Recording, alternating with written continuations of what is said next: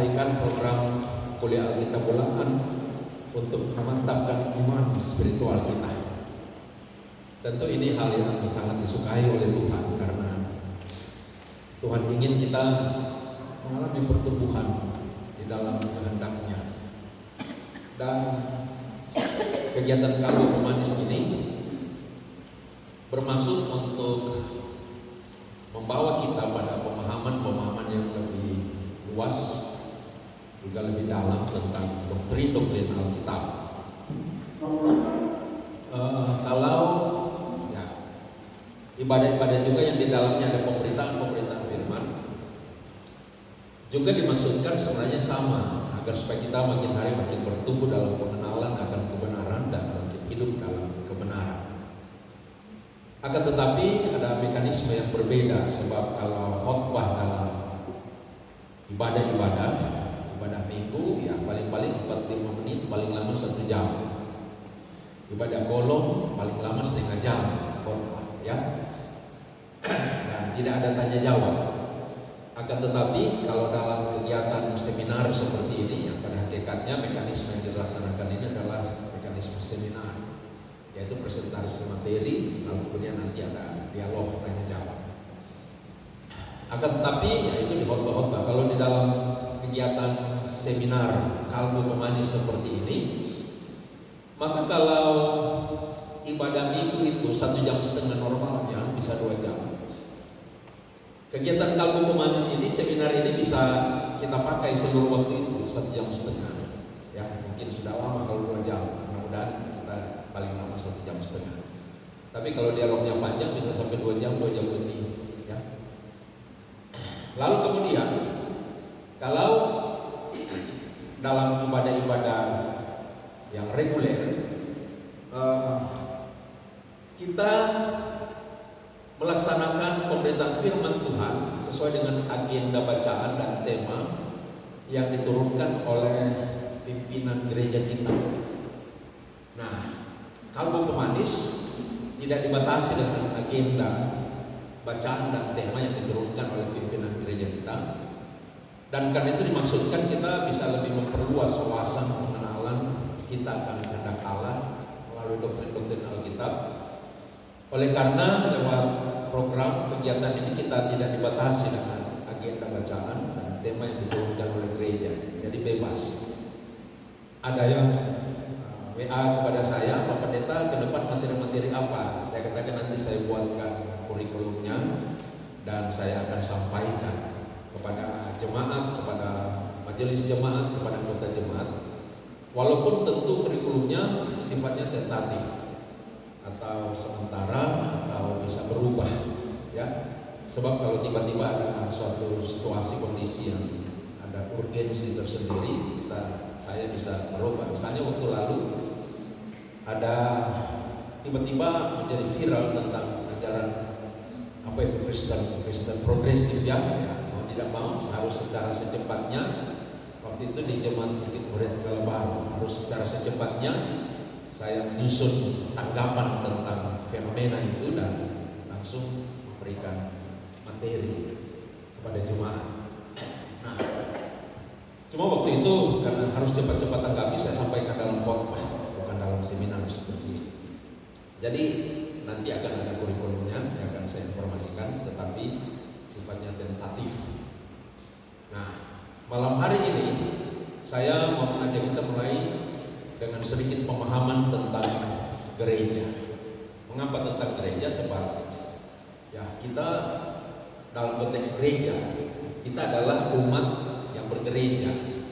Kita adalah bagian dari satu persekutuan gereja. Apalagi ketika kita memulaikan tahun ini, tahun 2026 ini, menurut saya alangkah baiknya didasari dengan pemahaman tentang gereja. Saya katakan sedikit pemahaman karena pemahaman tentang gereja itu luas dan dalam dan tidak dapat kita lakukan hanya dalam satu kali pertemuan. Dan saya juga memang tidak bermaksud untuk mengajarkan kepada kita, sekaligus saya juga belajar tentang pemahaman secara lengkap tentang eklesiologi atau teologi tentang gereja. Eklesiologi artinya ajaran teologi tentang gereja. Eklesiologi ini materi bagian dari materi eklesiologi. Saya tidak bermaksud malam hari ini mengajarkan itu ya. Mungkin kapan-kapan lagi kita masuk lagi pada poin tentang eklesiologi, tapi malam hari ini saya katakan sedikit sebab hanya berkaitan dengan hal-hal praktis kita sebagai warga gereja, ya. Jadi saya mau mengajak kita untuk sedikit memahami tentang eklesiologi atau gereja. Nah, setelah saya mempresentasikan materi yang mungkin 50 menit, saya akan membuka ruang dialog untuk kita supaya kita bisa punya kesempatan untuk semakin mendalam, ya. Nah, Bapak Ibu Saudara-saudara, apa signifikansi atau kepentingan dari topik ini? Apa pentingnya bagi kita untuk memahami, mempelajari topik tentang eklesiologi ini? Paling tidak ada dua signifikansi. Yang pertama, saya melihat ada banyak warga gereja yang belum memahami tentang apa artinya gereja, tentang bagaimana seharusnya gereja itu. Jadi gereja yang sejati itu seharusnya seperti apa? Tentang apa peran dan misi gereja? Tentang apa dan bagaimana tanggung jawab kita sebagai warga gereja. Nah, banyak yang belum memahami itu, sehingga melalui materi ini kita akan diberikan pemahaman tentang hal-hal seperti itu. Lalu kemudian signifikansi yang kedua, karena saya melihat di banyak tempat, dan banyak tempat ini menurut saya merupakan representasi dari keseluruhan jemaat Gemini,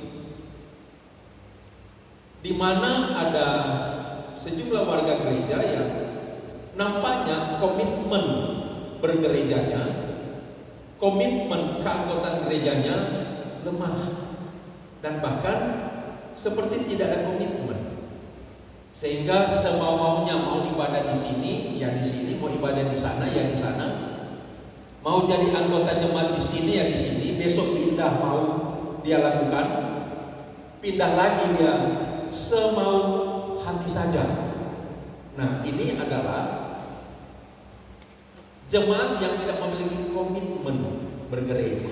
Nah, karena itu lewat materi ini saya berharap kita semua menjadi warga gereja yang punya komitmen keanggotaan dalam bergereja. Jadi ini paling tidak dua signifikansi yang melatar belakangi kita memikirkan tentang topik sedikit tentang eklesiologi ini. Nah, sekarang mari kita mulai dengan pengertian gereja. Saya mau ambil Alkitab saya tadi di mana? Mari Bapak Ibu kita membuka sekaligus bagian teks Alkitab ini akan menjadi dasar dari keseluruhan materi kita di malam hari ini. Matius 16 ayat 13 sampai 28.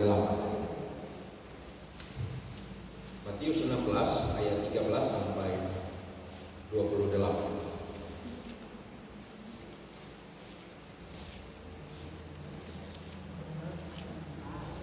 Matius 16 ayat 23, ya. Matius 16 ayat 13 sampai 23. 28. Matius 16 ayat 13 sampai 28. Saya meminta semua orang membaca, Daniel boleh bicara suara kuat. Tunggu. Daniel ayat 13 sampai 20, satu orang pemuda. Bunga, oh remaja kan? Bunga ayat 21 sampai 28, ya. Daniel dulu. Lembaga Alkitab memberikan judul pengakuan Petrus. Setelah Yesus tiba di daerah Kaisaria Filipi, ia bertanya kepada murid-muridnya, kata orang, siapakah anak manusia itu? Jawab mereka, ada yang mengatakan Yohanes Pembaptis, ada juga yang mengatakan Elia, dan ada pula yang mengatakan Yeremia atau salah seorang dari para nabi. Lalu Yesus bertanya kepada mereka, tetapi apa katamu? Siapakah aku ini? Maka jawab Simon Petrus, engkau adalah Mesias, anak Allah yang hidup. Kata Yesus kepadanya, berbahagialah engkau Simon bin Yunus, sebab bukan manusia yang menyatakan itu kepadamu, melainkan Bapa-Ku yang di sorga. Dan aku pun berkata kepadamu, engkau adalah Petrus, dan di atas batu karang ini aku akan mendirikan jemaatku, dan alam maut tidak akan menguasainya. Kepadamu akan kuberi kunci kerajaan sorga. Apa yang kau ikat di dunia ini akan terikat di sorga, dan apa yang kau lepaskan di dunia ini akan terlepas di sorga. Lalu Yesus melarang murid-muridnya supaya jangan memberitahukan kepada siapapun bahwa ia Mesias. Makasih Tuhan. Kuat. Sejak waktu itu Yesus mulai menyatakan kepada murid-muridnya bahwa ia harus pergi ke Yerusalem dan menanggung banyak penderitaan dari pihak tua-tua, imam-imam, kepala dan hal-hal tua-tua, lalu dibunuh dan dibangkitkan kepada hari ketiga. Tetapi Petrus menarik Yesus ke samping dan mendorong dia kepadanya. Tuhan kiranya Allah menunjukkan hal itu hasil akan menimpa engkau. Maka Yesus berpaling dan berkata kepada Petrus, hanyalah iblis, engkau suatu batu sandungan bagiku, sebab engkau bukan memikirkan apa yang dipikirkan aku, melainkan apa yang dipikirkan manusia. Lalu Yesus berkata kepada murid-muridnya, setiap orang yang mau mengikuti aku, ia harus mengakali darinya, memikul salibnya dan mengikuti aku. Karena barang siapa aku menyelamatkannya, ia akan menghilang nyawanya. Tetapi barang siapa kehilangan nyawanya karena aku, ia akan memperoleh. Apa gunanya seorang memperoleh seluruh dunia tetapi kehilangan nyawanya? Dan apakah yang dapat diberikannya sebagai ganti nyawanya? Sebagai anak manusia akan datang dalam kemuliaan Bapanya, diiringi melalui kata kalimatnya. Pada waktu itu ia akan membalas setiap orang menurut perbuatannya. Aku berkata kepadamu, sesungguhnya di antara orang yang lahir di sini ada yang tidak akan mati sebelum mereka melihat Anak Manusia datang sebagai Raja dalam kerajaannya. Terima kasih.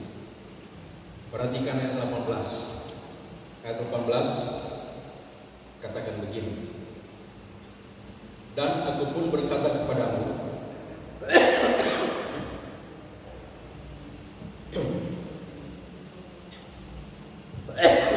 engkau adalah Petrus,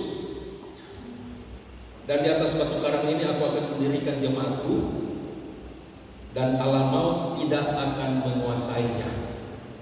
Dari ayat 18 ini perhatikan kata jemaatku.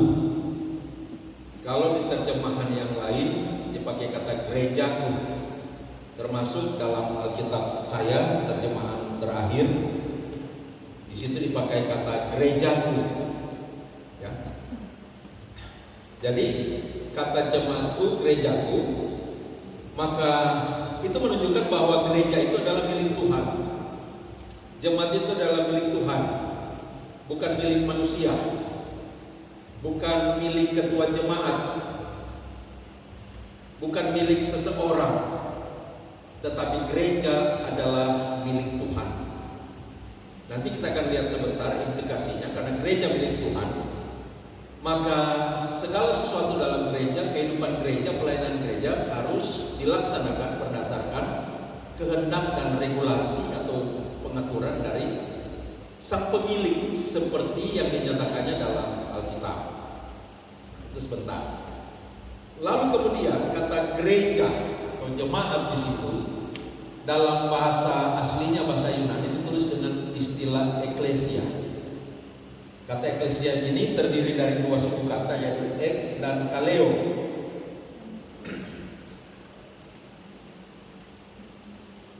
Ek dan kaleo. Ek itu adalah keluar, kaleo itu memanggil atau dipanggil. Jadi eklesia itu adalah secara rapi artinya dipanggil keluar. Dalam hal ini menunjuk pada orang-orang yang dipanggil oleh Allah untuk keluar dari kegelapan dosa dan maut dan masuk dalam terang keselamatan yang disediakannya di dalam Kristus. Itu yang menjadi arti dari eklesia. Sekali lagi, eklesia adalah orang-orang yang dipanggil oleh Allah untuk keluar dari kegelapan dosa dan maut dan masuk dalam terang keselamatan Kristus. Itu arti dari eklesia. Jadi eklesia atau gereja di sini, ini hal kedua yang menjadi penekanan awal, itu menunjuk pada orang. Sekali lagi, gereja itu menunjuk pada orang, bukan pada bangunan. Walaupun memang seringkali kita mengatakan, oh ada di gereja, maksudnya di bangunan. Tetapi penting untuk kita simpan di dalam memori pikiran kita bahwa berbicara gereja maka berbicara orang-orang percaya, kumpulan orang-orang percaya, persekutuan orang-orang percaya, bukan bangunan, bukan organisasi, bukan institusi. Walaupun kemudian kumpulan orang-orang percaya itu menjadi sebuah institusi, diorganisir dalam satu institusi. Tetapi itu nomor dua. Walaupun itu kemudian orang-orang percaya itu mendirikan building, bangunan, tempat ibadah yang kemudian juga kita sebut gereja. Itu nomor kesekian. Tapi yang paling penting dan utama, berbicara tentang gereja maka berbicara tentang kumpulan orang-orang yang percaya. Nah, kemudian ada istilah lain juga dalam bahasa Yunani, kuriakos atau kuriake. Bahasa Inggrisnya church, bahasa Jerman Kirchen, Kirche, bahasa Belandanya kerk. Ya, sudah pernah dengar mungkin istilah-istilah itu ya. Bahasa Belanda kerk, bahasa bahasa Jerman Kirche, bahasa Inggris church, bahasa Yunani dalam Alkitab kuriake atau kuriakos. Ada istilah juga yang ketika diterjemahkan ke dalam bahasa Indonesia itu menjadi gereja, yang artinya milik Allah. Jadi mengkonfirmasi kata jemaatku, gerejaku tadi. Walaupun pakai kata eklesia di situ, sekarang ada konfirmasi secara kata, yaitu dengan adanya kata kuriake, maka kata itu langsung menunjuk pada umat kepunyaan Allah, umat milik Allah. Kalau dalam perjanjian lama ada kata kahal, artinya umat Allah, sama itu. Nah, umat milik Allah ini menjadi milik Allah oleh karena dibayar, ditebus oleh Allah. Ditebus, dibayar dengan apa? Yaitu dengan darah yang sangat mahal. Di 1 Petrus berapa itu? Bukan dengan barang mana, bukan dengan emas, bukan dengan perak, tapi dengan darah yang sangat mahal. yaitu darah Kristus. Ditebus dengan nyawa. Nyawa dari Allah yang menjadi manusia. Jadi sampai di sini kita dapat mendefinisikan gereja adalah persekutuan orang-orang yang beriman kepada Yesus Kristus, yang kepada mereka telah dikaruniakan keselamatan, hidup kekal, yang hidup di bawah otoritas Kristus, yang adalah kepala gereja, kepala agung, Tuhan dan Raja, pemilik gereja. Ini definisi yang paling sederhana dari gereja. Sekarang mari kita melihat secara lebih lanjut lagi, seperti apa seharusnya gereja itu, seperti apa sejatinya gereja itu. Saudara-saudara, sesungguhnya persekutuan orang percaya itu telah mulai hadir sejak di Eden. Walaupun gereja secara institusi itu nanti lahir ketika tercipta umat pilihan Allah, yaitu umat Israel. Tetapi gereja secara esensi sudah ada sejak di Eden, di mana ada dua anggota gereja di situ, yaitu Adam dan Hawa, suami istri, yang menerima amanat dari Allah untuk beranak cucu memenuhi bumi. Bayangkan kalau mereka tidak jatuh dalam dosa, maka bumi ini penuh dengan warga gereja. Di mana-mana ada gereja di bumi ini, dan tidak ada institusi agama yang lain. Kita boleh berimajinasi seperti itu. Dan karena itu di dalam Taman Eden itu Allah memerintahkan mereka untuk hidup taat. Yang dilarang jangan bikin, yang diperintahkan itu yang bikin. Jadi ada perintah Allah di sana, sehingga Adam dan Hawa sebagai warga gereja yang pertama itu harus hidup dalam persekutuan dengan Allah, dan dalam persekutuan dengan Allah itu ada ketaatan, ada kesetiaan. Namun kemudian kita tahu ceritanya bahwa mereka jatuh dalam dosa, diusir, terpisah dengan Allah. Maka mereka telah gagal untuk menjadi dan untuk membangun sebuah gereja di Eden dan bahkan di dunia ini, di seluruh bumi ini. Mereka gagal. Lalu kemudian Allah mempersiapkan untuk menciptakan satu umat baginya, yaitu Israel. Cara dia mempersiapkan mulai dengan memanggil Abraham. Saat Abraham dipanggil, dia berjanji kepada Abraham, aku akan memberkati engkau dengan keturunan yang besar, banyaknya seperti pasir di laut, bintang di langit, dan keturunanmu itu akan menjadi berkat bagi bangsa-bangsa yang lain, bagi seluruh kaum di muka bumi ini. Itu janji yang diberikan Allah kepada Abraham. Ketika Ishak lahir, janji yang sama diteruskan Allah kepada Ishak. Ketika Yakub lahir, janji yang sama diteruskan kepada Yakub. Ketika Yakub menghasilkan 12 anak, sebenarnya 13, tapi perempuan tidak disebut ya, 5. Ketika Yakub melahirkan 12 anak, maka 12 anak itu menjadi cikal bakal dari Israel, sehingga menjadi nama 12 suku Israel. Jadilah Israel yang Allah persiapkan di Mesir dalam konteks perbudakan. Dia memang menciptakan narasi seperti itu sesuai rancangannya, supaya keluarnya Israel dari Mesir, dari perbudakan itu menjadi sebuah gambaran,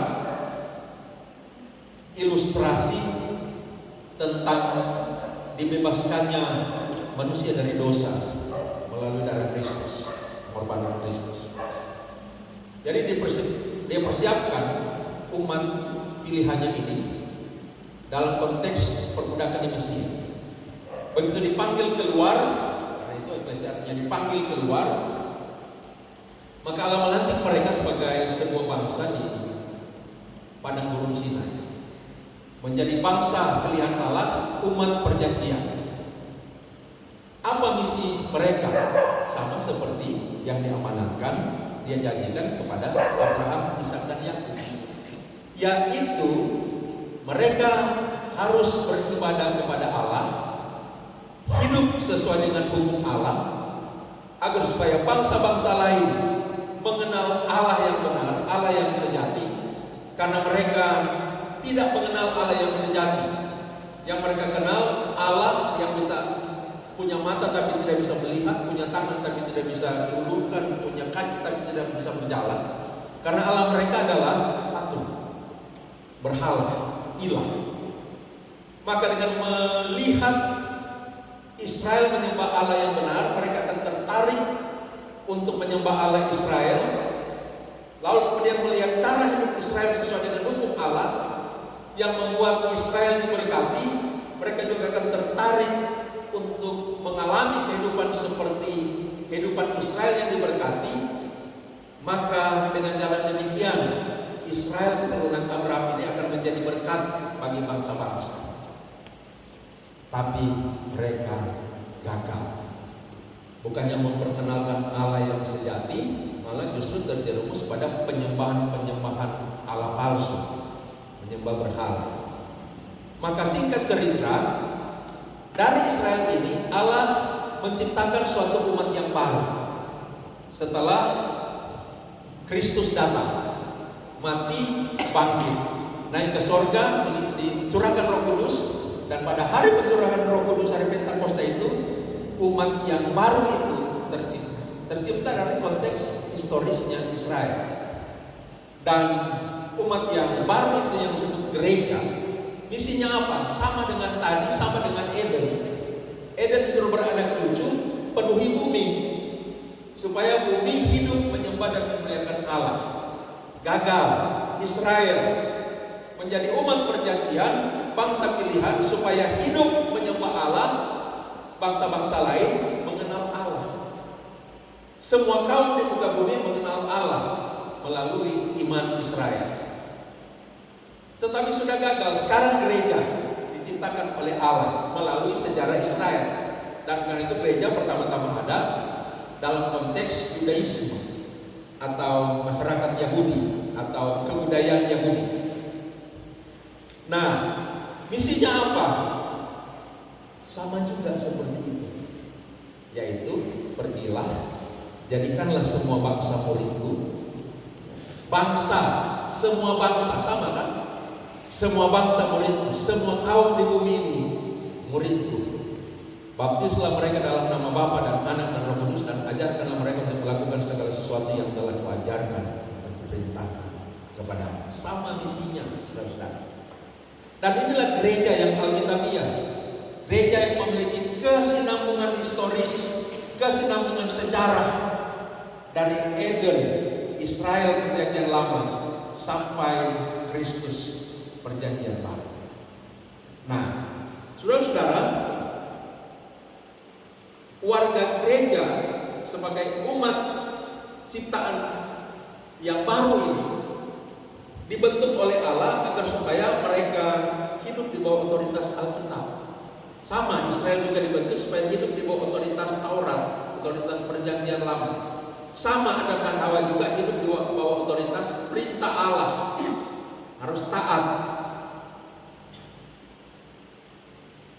Oleh sebab itu, seluruh kehidupan dan pelayanan gereja harus berdasarkan prinsip-prinsip Alkitab. Seluruh segmen pelayanan gereja harus alkitabiah. Khotbah harus alkitabiah. Khotbah yang alkitabiah harus berdasarkan prinsip-prinsip hermeneutik yang alkitabiah atau prinsip-prinsip penafsiran yang alkitabiah. Sebab ada beberapa prinsip penafsiran atau prinsip hermeneutik yang tidak alkitabiah, ya. Yang tidak alkitabiah itu disebut secara umum eisegese. Ini Alkitab. Eisegese itu ialah pikiran kita masukkan ke dalam Alkitab, lalu kita rumuskan sebagai satu narasi yang di dalamnya berisi pesan. Tetapi pesan itu bukan apa kata Alkitab. eksegese. Itu model hermeneutik atau model penafsiran yang tidak alkitabiah. Yang orang sampaikan, yang kita beritakan itu pikiran manusia yang dimasukkan ke dalam teks Alkitab. Nah, model hermeneutik yang alkitabiah ialah model hermeneutik yang disebut eksegese. Eksegese itu ialah mengeluarkan dari kata eks, ada istilah lain eksposisi, mengeluarkan dari posisi teks pesan-pesan yang terkandung di dalam teks. Kalau pesan itu secara eksplisit sudah ditulis di situ, sederhana, mudah dipahami, ya sudah, itulah pesannya.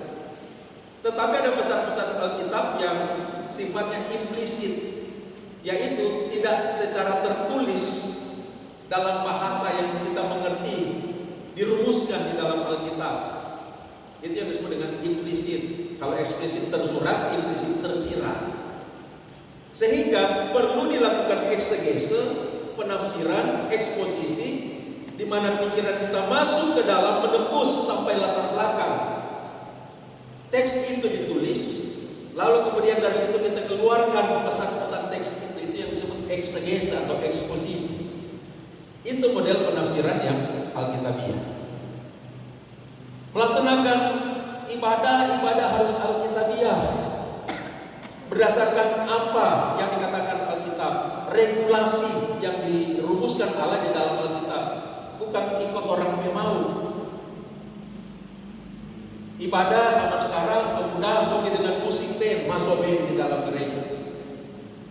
Musiknya kuat-kuat, kencang-kencang, drumnya harus kencang. Itu kesukaan pemuda sekarang, itu fenomena kultur sekarang.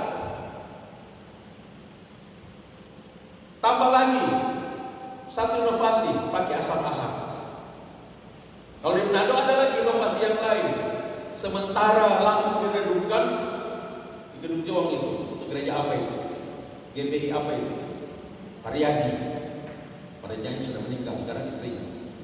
Saat lampu remang-remang dari atas turun, kilat-kilat kertas-kertas metalik yang sudah diiris kecil-kecil, lalu orang-orang jatuh karena dikira itu adalah manifestasi kuasa Roh Kudus, yang kemudian disebut sebagai ibadah.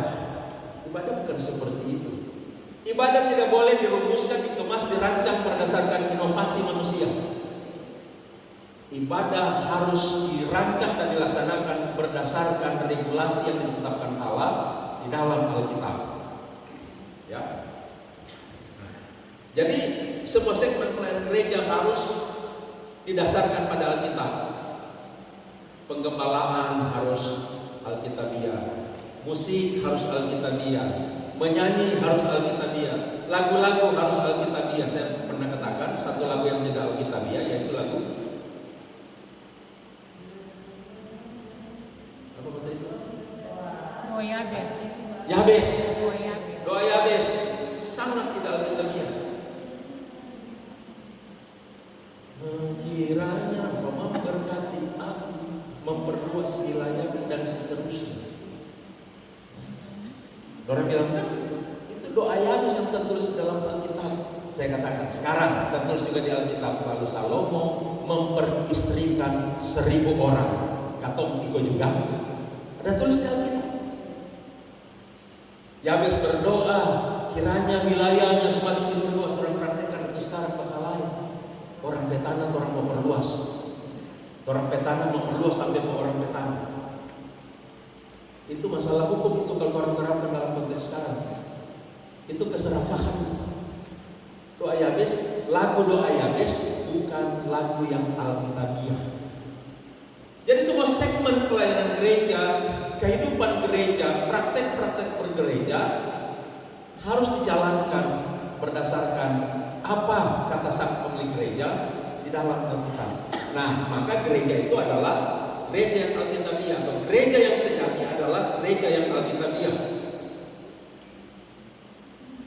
Oleh sebab itu menjadi pertanyaan yang penting untuk selalu dipikirkan oleh gereja, oleh warga gereja, kita semua, pelayan-pelayan gereja adalah sudahkah gereja kita, jemaat kita, semua segmen pelayanan di dalamnya adalah alkitabiah. Sadikle kita semua berdialog entah di wilayah atau di sidang majelis sinode. Orang bikin tiap bulan doa puasa secara sinodal paling kurang 1.000 orang hadir. Kita mau tanya, ada puasa di situ? Habis ibadah puasa atau meja panjang, makanan ada, semua makan. Dan ini enggak alkitabiah. Satu jemaat, mohon maaf, Ibu Syekh, Pak Waka, pada doa puasa tadi di Mawali itu, Rayon itu tiap kolom 30.000. Bayangkan, ongkos makan 30.000. Kita tanya, Rayon itu ada berapa kolom? Untuk wilayah Jawa, tahu teman-teman ada rapat. Bagaimana dibicara analisis menentukan 30.000 per kolom? Kalau dia tahu jumlah kolom, akhirnya dia cari tahu, ya WA di grup. Oh 1.000 sekian kolom, 1.000 kolom Jo, 30.000 berarti 30 juta. 30 juta ongkos konsumsi doa puasa. Kom DP puasa di mana? Kalau doa puasa, ibadah doa puasa tanpa puasa, nggak usah itu. Itu karena cuma beban dusta Tuhan. Jadi ada banyak segmen pelayanan di dalam gereja,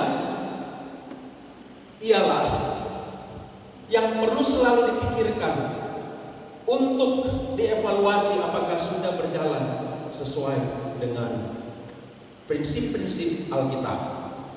Gereja itu harus Alkitabiah. Tidak boleh dirancang dan dijalankan berdasarkan keinginan dan inovasi manusia, tren budaya, kepentingan manusia. Apalagi rancang ibadah-ibadah, kegiatan-kegiatan yang bagus-bagus, sifatnya entertainment, menghibur supaya banyak orang yang datang beribadah, banyak orang yang datang jadi anggota gereja di sini. Itu kepentingan manusia. Itu bukan membangun kerajaan Allah, itu membangun kerajaan diri. Tetapi harus berdasarkan kehendak dari kepala gereja, pemilik gereja yang Yesus Kristus, seperti yang diajarkan dalam firman-Nya yang tertulis dalam Alkitab. Saudara, tujuan dari kepemimpinan gereja di gereja adalah untuk membentuk umat Allah sesuai dengan firman dari Allah dan umat Allah yang hidup berdasarkan teladan terbesar yang ditunjukkan oleh Kristus sendiri. Jadi, para pemimpin dan pelayan gereja adalah agen yang diutus dan dipakai Allah yang dengannya firman dibawa kepada umat Allah untuk membentuk mereka menjadi gambar Kristus, memiliki karakter Kristus, hidup dan bertumbuh dalam kebenaran, hidup dan bertumbuh dalam kekudusan. Itulah inti dari pelayanan gereja. Jadi saudara-saudara, ini boleh dikatakan kesimpulan kedua yang sedikit lebih besar tentang gereja. Jadi ketika kita berpikir tentang seperti apa sejatinya gereja, singkatnya ialah kita berbicara tentang kumpulan orang-orang yang hidup di bawah otoritas firman Allah, yang hidup di bawah pemahaman yang jelas tentang firman Allah, yang dibawa dan diajarkan kepada mereka oleh para pemimpin dan pelayan gereja yang setia, yang diikuti dengan teladan cara hidup mereka yang hidup di bawah otoritas firman Allah. Itu sempatan simpulan definisi yang sedikit lebih luas lagi dari gereja yang sejati. Sekarang mari kita lihat penjelasan-penjelasan yang lebih rinci bagaimana seharusnya gereja menurut firman Allah. Di Matius 16 ayat 13 sampai 15 tadi, Yesus bertanya ya kepada 12 muridnya. Kata orang, siapakah anak manusia itu? Lalu murid-murid menjawab, ada yang mengatakan Yohanes Pembaptis, juga yang mengatakan Elia, dan ada pula yang mengatakan Yeremia atau salah seorang dari para nabi. Lalu Yesus bertanya kepada mereka lagi, tetapi apa katamu, siapakah aku ini? Maka jawab Simon Petrus ini adalah juru bicara dari 12 murid. Jadi jawabannya juga adalah sebenarnya jawaban dari semua murid. engkau adalah Mesias, anak Allah yang hidup. Maka rincian yang pertama, gereja sejati adalah gereja yang memiliki pengakuan Yesus adalah Mesias, anak Allah yang hidup. Perhatikan juga kata malaikat dalam Lukas 2 ayat 11 kepada para gembala yang malaikat berkata, hari ini telah lahir bagimu juru selamat, yaitu Kristus Tuhan di kota Daud. Malaikat itu menyingkapkan sebuah pengetahuan yang sangat agung bahwa Yesus yang lahir di Bethlehem adalah juru selamat, Kristus Tuhan. Ini kristologi yang penting. Jadi hal pertama yang menjadi indikator dari gereja yang sejati adalah gereja itu adalah kumpulan atau komunitas yang memiliki pengakuan yang kristologis. Pengakuan bahwa Kristus adalah Tuhan dan Juru Selamat. Nah, selain Tuhan, anak Allah, Kristus, ada juga istilah-istilah lain, Juru Selamat, Raja. Yesus juga digambarkan dalam banyak istilah, batu penjuru, nabi, imam, raja di seluruh perjanjian baru dan lain-lain sebagainya. Penjuratnya batu dasar juga ya. Ini hanya beberapa contoh dari ayat Alkitab. Tapi di seluruh perjanjian baru Yesus disebut dengan banyak metafora ya. Gembala, air hidup, terang, dan lain-lain sebagainya. Dalam 1 Timotius juga dikatakan Yesus itu adalah sebenarnya Allah yang menyatakan diri dalam rumah manusia. Nah, ini yang penting sekali nanti kita melihat nanti akan ada sesi tersendiri ya, kita bahas tentang kristologi. Ada dua natur Yesus, Allah sekaligus manusia, 100% Allah sekaligus 100% manusia. Lalu ada orang yang berkesimpulan kalau begitu 200% bukan, 100% Allah, 100% manusia ya. Oleh karena apa? Allah, kealahan dan kemanusiaan Yesus itu tidak tercampur tapi tidak terpisahkan. Dalam bahasa akademisnya disebut hipostasis atau hipostatik. Itu nanti kita lihat secara tersendiri dalam materi tentang kristologi. Kemudian yang kedua, jadi yang pertama, gereja yang sejati itu adalah gereja yang percaya dan mengaku bahwa Yesus adalah satu-satunya Tuhan, Juru Selamat bagi manusia. Nah, lalu di ayat 17 dikatakan, berbahagialah engkau Simon bin Yunus, sebab bukan manusia menyatakan itu kepadamu melainkan Bapa-Mu yang di sorga. Jadi ketika Petrus mengatakan engkau adalah Mesias, anak Allah yang hidup, Yesus katakan berbahagialah engkau Simon. Itu bukan pikiranmu, itu bukan pikiran manusia, tetapi Allah yang mengaruniakan konsep itu, keyakinan itu di dalam pikiranmu. Ya. Jadi dengan demikian gereja adalah kumpulan orang-orang yang menerima pewahyuan firman dari Allah. Pewahyuan itu ada dua tahap ya. Yang pertama seperti yang dialami oleh Petrus, Allah taruh gagasan, ide, keyakinan dalam pikiran dan itu dimanifestasikan secara verbal lewat kata-kata. Dan model seperti itulah yang diberikan kepada para rasul ketika mereka menulis perjanjian baru. Model seperti itulah yang Allah berikan kepada para nabi dan para penulis di dalam perjanjian lama.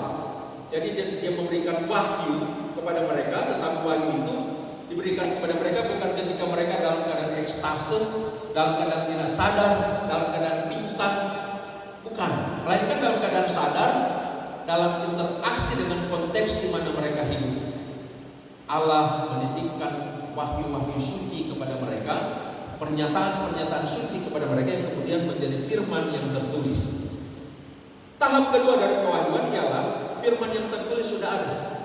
Itu yang disebut Alkitab, Perjanjian Lama, Perjanjian Baru. Perjanjian Lama harus kita pahami dalam perspektif atau dalam kacamata Perjanjian Baru, bukan sebaliknya.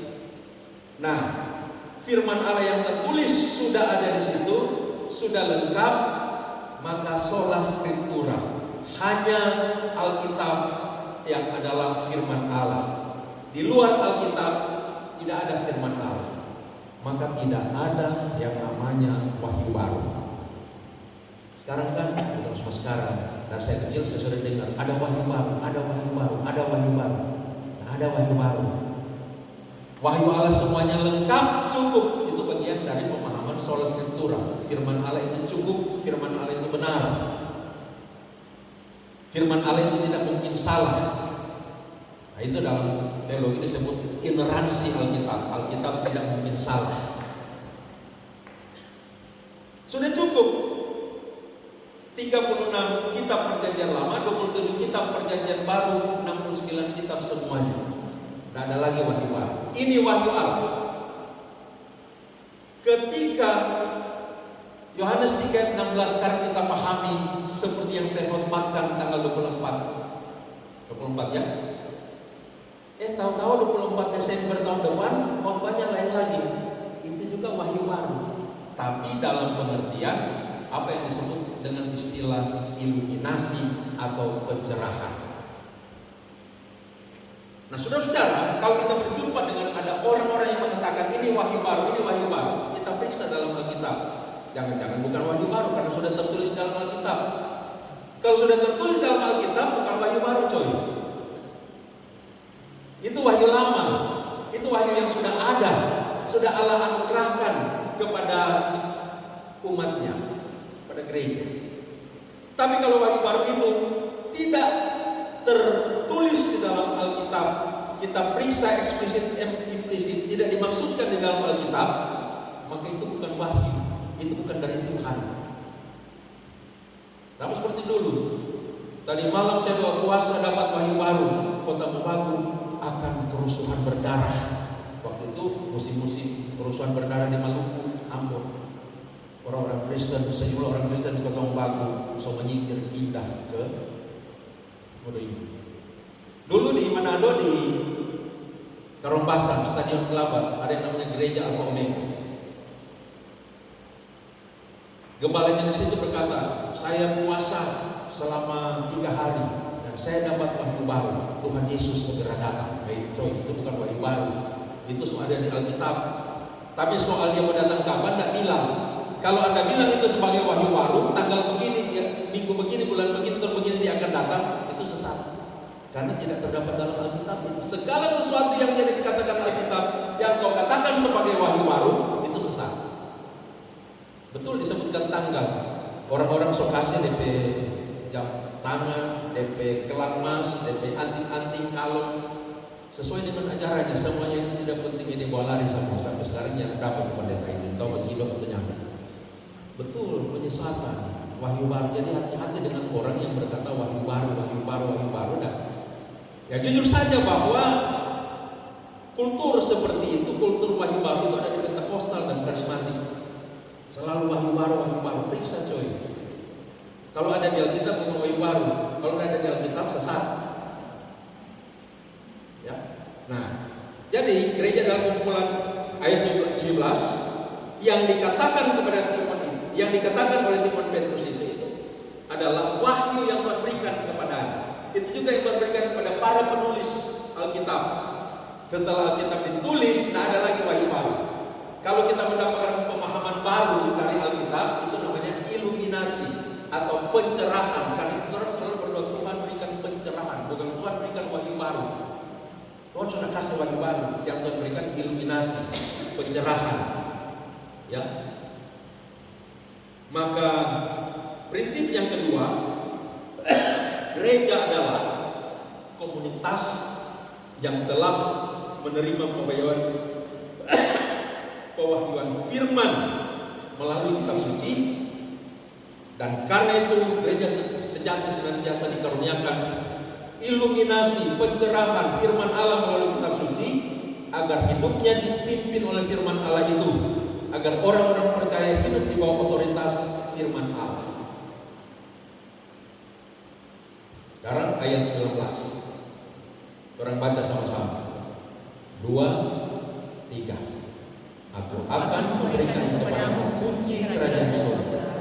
Apapun yang kamu ikat di bumi akan terikat di surga, dan apapun yang kamu lepaskan di bumi akan dilepaskan di surga. Ini Yesus punya perkataan untuk Petrus, juga untuk 12 murid, dan ini adalah pernyataan Yesus untuk gereja.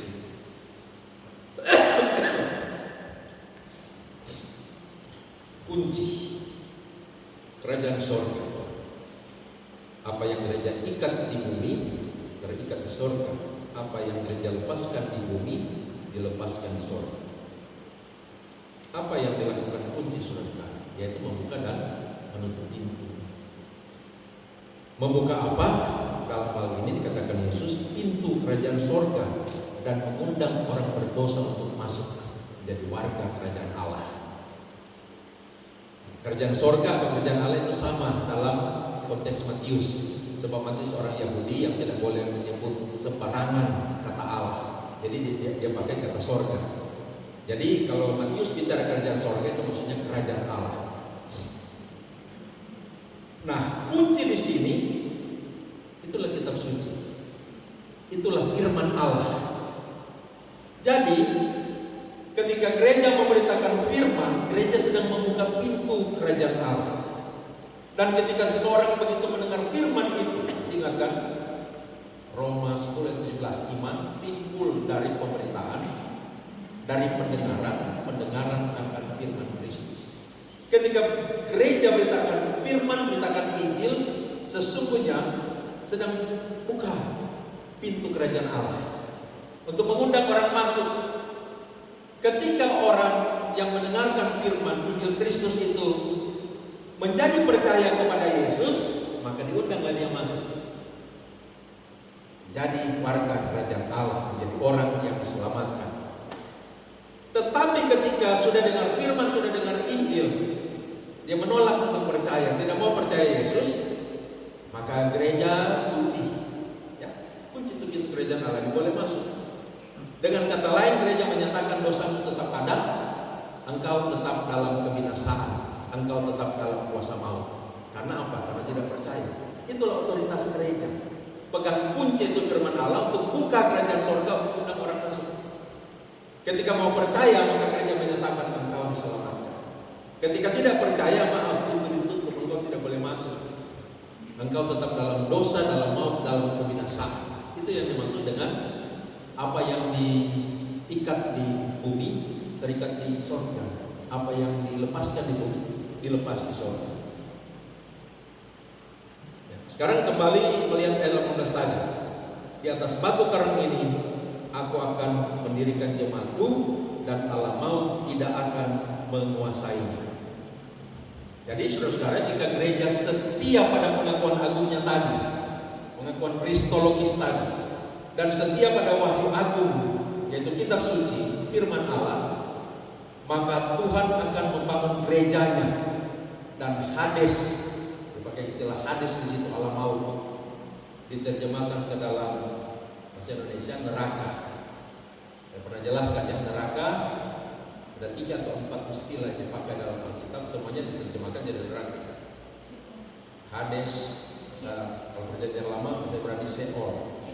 Perjanjian lama Hades, apalagi satu Tartarus, lagi satu yang tentang Lazarus itu saya sudah lupa. Lazarus dapat Hades juga, tapi waktu Yesus katakan di sana terdapat apinya tidak pernah padam, asap tidak pernah habis, ulat selalu ada. Dia pakai istilah apa? Saya lupa. Jadi kalau gereja setia pada pengakuan agung dan pada kitab suci, Tuhan akan bangun gereja, dan alam maut, neraka tidak akan mengalahkannya. Ya, memang orang sama mau mati, tapi nanti hidup kekal. Itu yang dimaksud dengan alam maut tidak akan mengalahkannya.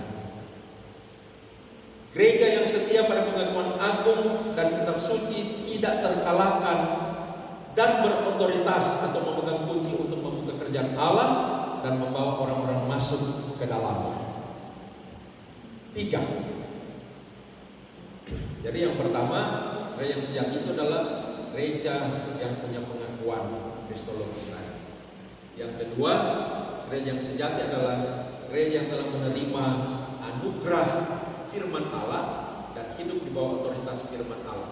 Sekarang yang ketiga, gereja yang sejati adalah kerajaan Allah yang sedang ada bertumbuh maju di dalam dunia ini.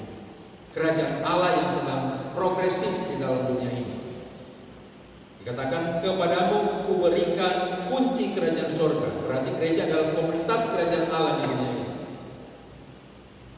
Lebih jelas lagi dari 20. Di 20 itu Yesus melarang murid-muridnya waktu murid-murid berkata kepada Mesias anak Allah yang ini. Yesus bilang, jangan dulu bilang-bilang. Lah kan itu justru memberitakan Injil bahwa Yesus adalah Mesias anak Allah yang hidup. Kok jangan dulu bilang-bilang. Kok Yesus larang untuk memberitakannya? Apa maksudnya? Maksudnya begini. Karena pada waktu itu dalam pikiran mindset pola pikir dari 12 murid ini tentang kerajaan Allah, tentang Mesias masih belum benar. Konsep mereka tentang Mesias dan kerajaan Allah seperti juga yang menjadi konsep Mesias dan kerajaan Allah dalam Yudaisme. Masyarakat Yahudi, Mesias itu adalah utusan Allah yang akan menjadi raja yang hebat, tak terkalahkan, yang akan mengalahkan musuh-musuh Israel, lalu menjadi raja bagi kerajaan Yahudi baru yang merdeka, berdaulat, adil, sejahtera, makmur, kaya. Jadi konsep Mesias yaitu bahwa raja itu adalah raja yang politis, mengalahkan musuh-musuh Israel, mengalahkan Romawi, mengalahkan rezim Herodes, raja boneka dari Romawi. Karena apa? Mereka melihat buta melihat, lumpuh timpang berjalan, pendarahan dihentikan, kusta ditahirkan, 5.000 orang diberi makan hanya dari 12 bakul ya, hasil dari 5 tentu sekolah ini yang belum tahu 5 ikan dan 2 roti, 5 roti dan 2 ikan. Pintar semuanya. Mereka heran, apalagi dengan mata mereka murid-murid melihat Yesus membangkitkan orang mati. Makin yakin mereka dengan konsep tadi. Betul, berarti dia ini Mesias, raja utusan Allah. Sele orang mati bangkit, selebade tofan di danau Genesaret, cuma 2 kata, diam, diam, tenanglah. Apalagi cuma prajurit-prajurit Romawi, kacang-kacang. Jadi konsep mereka kerajaan Allah itu adalah kerajaan Israel baru. Yesus rajanya, duduk di singgasana istana, mewujudkan Israel baru, Yahudi baru yang merdeka, berdaulat, adil, makmur, sejahtera, kaya raya, tak terkalahkan. Bukan begitu konsep Mesias dan kerajaan Allah yang dibawa dan selalu diajarkan oleh Yesus. Mesias dan kerajaan Allah dalam pengajaran Yesus adalah dalam perspektif spiritual, bukan kerajaan teritori yang ada wilayahnya. Wilayah kekuasaan dari sang Mesias dalam kerajaan Allah itu adalah hati setiap orang yang percaya kepadanya. Oleh sebab itu saya pernah katakan, apa definisi pertumbuhan iman? Pertumbuhan iman adalah ketika wilayah kekuasaan Yesus dalam hati kita, pikiran kita, hidup kita makin hari makin luas, makin hari makin besar, berarti iman kita sedang bertumbuh. Tapi kalau yang berkuasa dalam hidup kita adalah ego kita, keinginan kita sendiri, berarti stuck. Tidak ada pertumbuhan iman, stagnasi. Nah, jadi itu kerajaan Allah. Ketika Yesus memerintah hidup dari umatnya, maka umatnya sedang hidup dalam kerajaan Allah. Yesus rajanya, Warga gereja adalah warga kerajaan Allah. Hukum dalam kerajaan Allah adalah hukum kasih. Kasihlah Tuhan Allahmu, kasihlah sesama. Etika, cara hidup kerajaan Allah adalah buah-buah roh. Kasih, sukacita, dan sejahtera, kesabaran, kemurahan, kebaikan, kelembutan, kesetiaan, penguasaan diri. 8 Amanat yang diberikan sang raja kepada warga kerajaan Allah ialah pergilah, jadikanlah semua bangsa muridku, baptislah mereka, dan seterusnya. Itu kerajaan Allah, saudara, yaitu kerajaan yang spiritual, bukan kerajaan yang politis. Mereka belum tahu waktu itu, karena itu jangan dulu bilang-bilang, karena kalau mau dibilang, mau ajar salah. Nanti kemudian setelah Yesus naik ke surga baru orang mengerti ternyata kerajaan Allah itu adalah kerajaan yang spiritual. Maka sebagai komunitas kerajaan Allah, gereja adalah masyarakat kontra budaya. Kata seorang teolog reform, apa sudah dikenal?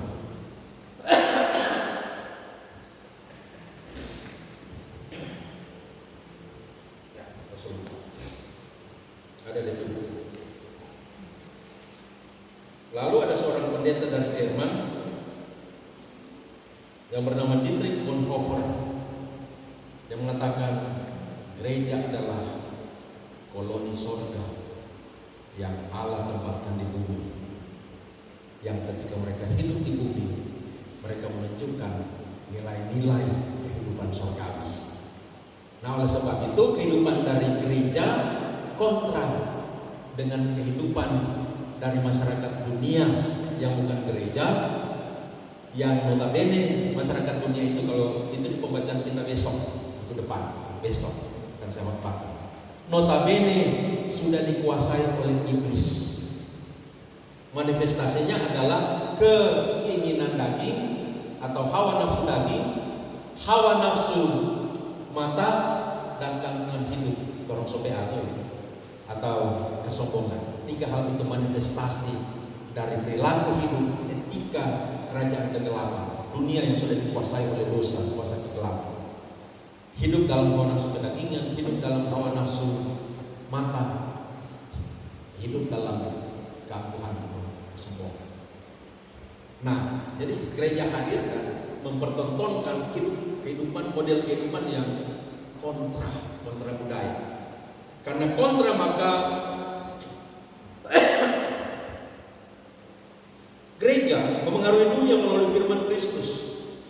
Maka ada kalanya gereja berbicara tentang hal-hal yang dilakukan dunia, menentang perilaku kriminal, menentang aborsi. Ada gereja yang sudah menyetujui aborsi. Ada gereja yang sudah menyetujui perkawinan sejenis, laki-laki dengan laki-laki, perempuan dengan perempuan. Tetapi gereja sejati selalu menentang, kontra dengan hal-hal yang dilakukan oleh dunia seperti perilaku kriminal, aborsi, LGBT, seks bebas, korupsi, pengrusakan lingkungan. Semua hal yang Alkitab definisikan sebagai dosa itu akan selalu ditentang oleh gereja. Karena itu gereja adalah masyarakat kontra budaya di dalam masyarakat. Masyarakat dalam masyarakat yang hidupnya kontroversi dengan masyarakat dunia. Karena itu Paulus juga pernah mengatakan kita adalah orang asing dalam dunia ini, sebab kewarganegaraan kita ada di surga, dalam kerajaan Allah. Kita sebagai gereja akan selalu melakukan itu menentang cara hidup dunia itu melalui firman dan teladan hidup.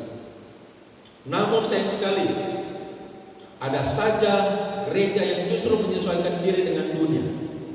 Misalnya yang saya sudah contohkan tadi, melayangkan pemberkatan nikah kaum homo, lesbi, melayangkan ibadah-ibadah seperti konser-konser musik sekuler yang menawarkan hiburan kepada banyak orang. Ada ibadah-ibadah yang disko-disko, goyang-goyang, lalu kemudian slow, nangis-nangis, lalu ganti lagi, disko ada dangdutnya, hura-hura, angkat tangan, slow lagi, angkat tangan, nangis-nangis sampai pingsan-pingsan. Banyak gereja seperti itu sekarang di aliran karismatik. Akan tetapi Kalau orang nonton konser dunia juga, konser Slang, konser Guns N' Roses, konser Metallica, konser apa lagi, band-band dunia, itu orang nonton fenomena yang sama kan orang lihat, orang jingkrak-jingkrak, tepuk tangan, slow, lambai-lambaikan tangan, nangis-nangis, jatuh-jatuh. Ada juga konser-konser dunia seperti itu, saudara, sama sekali. Gereja menjadi sama dengan dunia yang sudah jatuh di bawah kuasa dosa, berarti bukan gereja yang sejati. Sebagai kerajaan Allah, ini saya sudah jelaskan tadi. Yesus adalah raja, gereja adalah warga kerajaan Allah, hukum yang berlaku dalam kerajaan Allah adalah hukum kasih. Cari warga kerajaan Allah adalah cara hidup anak-anak terang, Efesus, yang juga adalah buah roh, Galatia 5. Tetapi buah roh ialah kasih, sukacita, damai sejahtera, kesabaran, kemurahan, kebaikan, kesetiaan, kelembutan, penguasaan diri. Amanatnya Matius 28 yang kita sudah lihat tadi. Dan dalam rangka menjalankan amanat untuk memberitakan Injil kepada dunia, maka kepada gereja dikaruniakan berbagai karunia, talenta yang berbeda-beda, juga berbagai bakat. Bakat itu dibawa sejak lahir. Talenta itu dipelajari. Karunia itu diberikan oleh Allah. Karena itu disebut karunia roh, diberikan oleh Roh Kudus. Itu beda bakat, talenta, dan karunia. Ayat 21. Ini yang keempat. Jadi yang pertama, gereja adalah umat, komunitas yang memiliki pengakuan agung. Yang kedua, gereja adalah umat yang hidup di bawah otoritas kitab suci. Yang ketiga, gereja adalah kerajaan Allah di tengah-tengah dunia ini. Sekarang keempat, ayat 21. Kita baca sama-sama. 2, 3. Sejak waktu itu Yesus mulai menyatakan kepada murid-muridnya bahwa ia harus pergi ke Yerusalem dan menanggung banyak penderitaan dari pihak tua, imam-imam kepala dan ahli Taurat, lalu dibunuh dan dibangkitkan pada hari ketiga. Setelah Yesus berbicara, menubuatkan tentang gereja yang akan didirikan dan dia bangun, dia langsung memberitakan tentang kematian dan kebangkitannya. Maka gereja adalah komunitas yang memberitakan salib dan kebangkitan Kristus. Inilah dasar dan inti berita yang dibawa oleh gereja pada dunia ini. Segala sesuatu yang gereja beritakan bertitik fokus pada salib. Jika kita berkhotbah tentang kasih, kita akan sampai pada salib. Jika kita berkhotbah tentang anugerah, kita akan sampai pada salib. Jika kita berkhotbah tentang belas kasihan, kita akan sampai pada salib. Jika kita berkhotbah tentang pengampunan, kita akan sampai pada salib. Jika kita berkhotbah tentang kehakiman, kita akan sampai pada salib.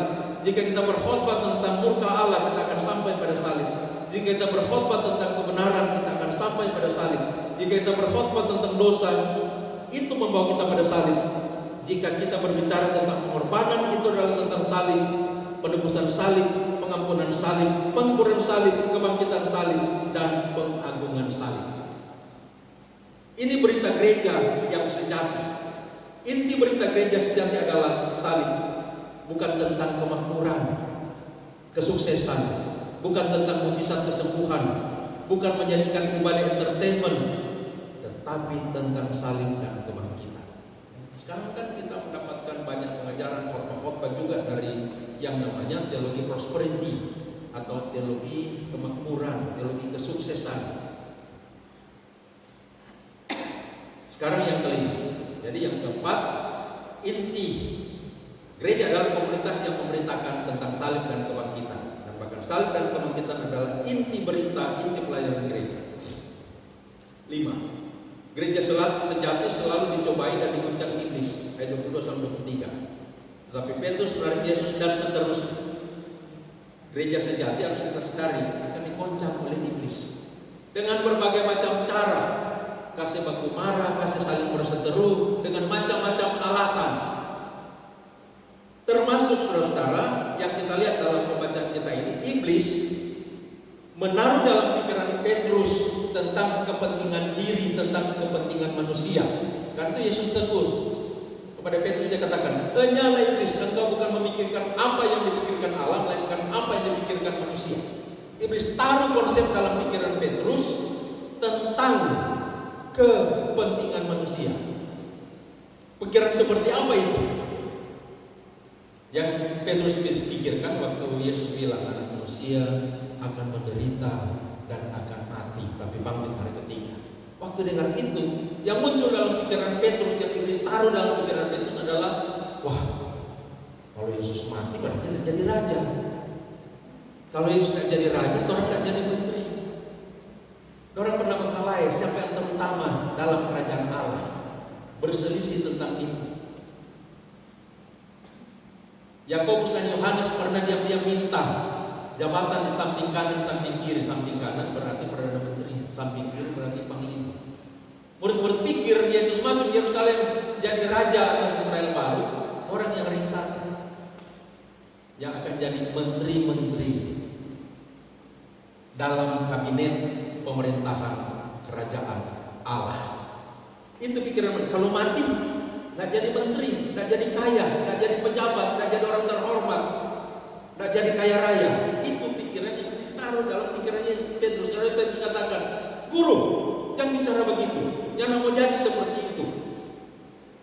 Maka Yesus tegur, "Hai iblis, enyala engkau." Jadi penting untuk saudara gereja, iblis akan menggoda dan menggoncang gereja dengan berbagai cara.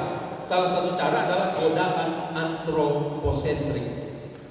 Godaan berpusat pada manusia, human centris. Menjalani kehidupan kekristenan yang antroposentrik. Antro manusia, sentrik pusat. Atau bahasa Inggris itu bahasa Latin. Bahasa Inggrisnya human centris, berpusat pada manusia, berpusat pada diri, berpusat pada ego. Kalau di surat Roma itu bagus sekali. Pasal 1 sampai pasal 11 tentang apa yang Allah lakukan. Pasal 12 sampai pasal 16 tentang apa yang orang percaya lakukan bagi Allah. 1 sampai 11 apa yang Allah lakukan bagi orang percaya. 12 sampai 16 apa yang orang percaya lakukan bagi Allah. Orang mendapat di situ melayani Allah, hidup baru, bertumbuh dalam kelakuan yang baru, saling mengasihi dan seterusnya. Seringkali orang Kristen hanya berpusat pada apa yang Allah lakukan bagiku. Selamatkan aku, berkati aku, jagai aku, lindungi aku, sukseskan aku, berhasilkan aku. Yang tidak berpikir bagaimana aku memuliakan Tuhan. Tidak berpikir pasal 12 sampai pasal 16 dari Roma. Hanya berpikir pasal 1 sampai pasal 11. Apa yang Allah lakukan bagi lagu-lagu banyak sekali yang bersifat antroposentris. Tidak apa-apa, saya pun katakan salah. Tapi yang penting kita tahu menghayati dan menempatkannya. Tetapi jangan menjadi orang Kristen yang memiliki iman yang antroposentris. Jangan sampai ibadah-ibadah kita menjadi ibadah yang antroposentris. Semuanya hidup kekristenan harus kristosentrik. Ibadah-ibadah harus kristosentrik, khotbah-khotbah harus kristosentrik, segala sesuatu harus kristosentris, berpusat pada Kristus. Itulah gereja yang alkitabiah. Dan ketika gereja telah menjadi antroposentrik, sesungguhnya gereja telah gagal. Ada banyak ajaran antroposentrik yang beredar melalui khotbah-khotbah. Mungkin kita dengar langsung atau di YouTube dan sebagainya. Misalnya, Yesus ingin membuat Anda sehat. Yesus ingin membuat Anda kaya. Yesus ingin membuat Anda sukses. Yesus ingin membuat Anda berhasil. Yesus ingin membuat bahagia. Anda bahagia. Anda menciptakan realitas Anda sendiri. Anda dapat memiliki semuanya. Klaim dalam nama Yesus. Itu khotbah-khotbah yang antroposentrik, khotbah-khotbah yang diproduk dari prosperity theology. Teologi kemakmuran. Ini penting saudara-saudara. Gereja harus menghadapi dan melawan segala sesuatu yang bekerja melawan tujuan Allah. Gereja harus melawan segala sesuatu yang melawan rencana Allah, yang melawan kehendak Allah, baik itu ajaran yang tidak benar, ajaran palsu, kejahatan, dosa atau apapun yang bertentangan dengan kehendak Allah. Caranya, cara melawan itu dengan menegakkan ajaran firman Tuhan dari Alkitab dan percaya dalam tuntunan Roh Kudus. Gereja tidak akan kalah, tidak akan binasa, Allah maut tidak akan menguasai. Caranya berjuang selalu supaya Alkitabiah. Begitu caranya melawan akan segala kegoncangan yang dibawa oleh iblis. Sebab tujuan iblis membuat gereja tidak Alkitabiah. Kalau gereja tidak Alkitabiah, maka berarti menjadi duniawi. Kalau jadi duniawi berarti sesuai keinginan iblis. 6. Gereja sejati adalah komunitas yang menyangkal diri dan pikul salib. Menyangkal diri, pikul salib. Ayat 24 sampai 26. Menyangkal diri dan pikul salib itu artinya orang-orang percaya yang selalu berjuang melawan keinginan-keinginan dan pikiran-pikiran diri yang bertentangan dengan keinginan Allah, dan berjuang hanya melakukan keinginan dan pikiran Allah dalam hidup. Dan seringkali itu adalah merupakan sebuah salib, sebuah penderitaan, perjuangan seperti itu. Juga bersedia menderita demi kehendak Kristus terwujud, bukan kehendak, tapi kehendak Kristus terwujud, bersedia menderita. Itu juga berarti merendahkan diri dan bergantung pada anugerah Allah semata, bukan mengandalkan kekuatan diri, dan terus hidup dalam pertobatan. Ingat, dua jenis pertobatan, yaitu pertobatan yang pertama satu kali seumur hidup, dan yang kedua disebut oleh Yohanes Calvin dengan istilah repentance, pertobatan berulang-ulang. Jatuh dalam dosa, berjuang lagi, lawan lagi, jatuh lagi, berjuang lagi, lawan lagi, sampai akhirnya menang. Itu repentance, pertobatan berulang-ulang. Itu kesediaan untuk menyangkal diri dan pikul salib.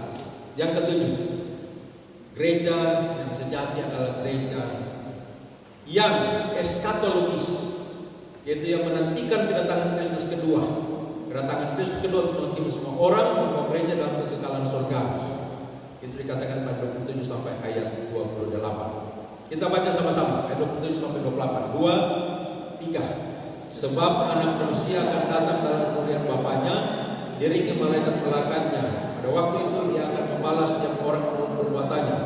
Aku berkata kepadamu, sesungguhnya di antara orang yang hadir di sini ada yang tidak akan mati sebelum mereka melihat anak manusia datang sebagai raja dalam kerajaan. Apa artinya itu? Ada yang hadir di sini, ada 12 murid yang tidak akan mati sebelum mereka melihat anak manusia datang sebagai raja dalam kerajaan. Apa artinya itu? Ada yang tahu? Apa maksudnya itu? Karena ayat ini banyak orang yang mengatakan ini membuat Yesus yang gagal. Ada yang mengatakan ini membuat Yesus yang palsu. Karena gagal tidak terjadi, maka Yesus bukan Tuhan. Masa Tuhan membuatnya nggak jadi? Masa membuatnya gagal? Kan saat Yesus datang kedua kali semua murid sudah mati. Akan tetapi membuat Yesus tidak pernah gagal. Kita dapat memahami kalimat atau frase terakhir itu dalam dua perspektif. Yang pertama, melihat anak manusia datang sebagai raja dalam kerajaan itu sebenarnya kalau kita pahami dalam bahasa aslinya ialah melihat anak manusia duduk di tahta kerajaannya atau berkuasa di tahta kerajaannya. Dan itu terjadi pada saat kenaikan Yesus ke surga. Jadi dalam perspektif pertama ini berbicara tentang kenaikan Yesus ke surga, yang duduk di tahta surga sebagai raja kerajaan Allah. Dan dari 12 murid itu yang satu tidak melihat. Siapa? Yudas, karena dia sudah mati. 11 melihat. Maka 11 orang itulah yang Yesus maksudkan. Yang hadir di sini ada yang belum mati sebelum melihat Yesus duduk di tahta kerajaannya. Dia menang atas maut, dia menjadi raja dan naik ke surga. Orang lain yang naik ke surga, duduk di tahta kerajaan. Perspektif yang kedua adalah perspektif eskatologis, sehingga yang hadir di sini dipahami oleh para penafsir sebagai representasi dari semua orang percaya. Di mana saat Yesus datang kedua kali, ada yang sudah mati tapi akan dibangkitkan, tapi ada menikmati menyaksikan Yesus datang kedua kali sebagai Raja dan Hakim yang adil. Itu dua perspektif memahami frase terakhir dari ayat 28. Nah, sampai di sini saudara-saudara dapat kita simpulkan apa itu gereja sejati. Satu, gereja sejati adalah komunitas yang percaya dan mengaku Yesus adalah Tuhan dan Juru Selamat, yang oleh iman percaya itu maka mereka diselamatkan. Dua, gereja sejati adalah gereja yang hidup di otoritas kitab suci atau firman Allah. Tiga, gereja sejati adalah kerjaan Allah yang berada di dalam dunia. Empat, gereja sejati adalah komunitas yang memberitakan tentang salib dan kebangkitan Yesus. Lima, gereja sejati adalah komunitas yang selalu dicobai dan digoncang iblis tetapi tak terkalahkan. Enam, gereja sejati adalah komunitas yang sedia menyangkal diri dan pikul salib. Dan tujuh, gereja sejati adalah komunitas yang menantikan kedatangan Kristus yang kedua kali atau yang saya sebut komunitas eskatologis. Sekarang terakhir, kedua terakhir, peran dan tugas gereja. Saya coba saja. Pertama, gereja berperan dan bertugas untuk memberi penyembahan kepada Allah melalui ibadah-ibadah yang telah ditabiah. Kata ibadah dalam Perjanjian Baru terus bahasa Yunani latreia tuki proskuneo. Ini nanti akan kita pahami dalam sesi tersendiri lagi. Gereja yang sejati berperan dan bertugas belajar firman Tuhan, dan juga mengajar firman Tuhan, yaitu orang-orang yang diselamatkan untuk hidup memuliakan Allah. Hidup memuliakan Allah itu adalah hidup yang berstandar pada kitab suci atau pada firman Tuhan, yaitu melakukan atau mewujudkan koinonia, persekutuan yang ketiga. Yang keempat, ini persekutuan ini dimanifestasikan dalam kehidupan yang saling mengasihi, saling melayani, saling membantu menanggung beban, saling mengampuni, saling mendoakan, saling menasihati, saling menghibur. Itu perwujudan dari koinonia, persekutuan. Nah, persekutuan itu saudara-saudara dengan demikian bukan 1-2 jam di dalam ibadah. Orang sering kali bilang, "Kau mau bersekutu dulu," maksudnya ibadah. Orang mau melakukan persekutuan dulu, maksudnya ibadah. Bukan. Justru persekutuan yang sejati itu kita wujudkan di luar ibadah. Dalam kehidupan kita sehari-hari yang saling mengasihi sebagai saudara berdasarkan kasih Kristus, saling mengampuni, saling mendoakan, saling menopang, dan seterusnya. Yang keempat, gereja bertanggung jawab melaksanakan pembinaan dan pemeliharaan iman kepada umat Allah. Itulah juga yang kita sebut dengan istilah lain, yaitu penggembalaan. Gereja menjalankan pelayanan diakonia. Kalau tadi dalam koinonia, dalam persekutuan ada saling membantu, itu juga diakonia, tapi saling membantu di antara kita dalam hidup sehari-hari yang tidak sistematis. Kalau diakonia adalah bantuan kita kepada orang-orang lain di sekitar kita sebenarnya. Itu hakikat dari diakonia. Termasuk juga dalam diakonia internal tadi, tapi juga diakonia eksternal, itu yang kita sebut dengan diakonia atau pelayanan, bantuan-bantuan kemanusiaan secara eksternal. Itu yang kita sebut diakonia. Diakonia itu adalah diakonia macam-macam, ada karitatif, ada transformatif. Kalau karitatif, dia tara punya doi, tara punya makanan, orang bawa doi supaya dia beli makan, orang bawa makanan supaya dia ada makan, kenyang. Itu karitatif. Transformatif ialah dia tidak ada doi, dia tidak ada makan. Orang kasih pancing supaya dia juga pancing, beli pancing dapat ikan di pantai, di kuala, maka dia punya makan. Kasih kerja supaya dia ada penghasilan. Itu yang dimaksud diakonia transformatif. Berikut, gereja melaksanakan penginjilan, marturia. Itu tugas-tugas dan peran gereja dalam rangka memanifestasikan, menjalankan hakikat diangkat sebagai gereja yang sejati yang digambarkan dalam 7 indikator tadi.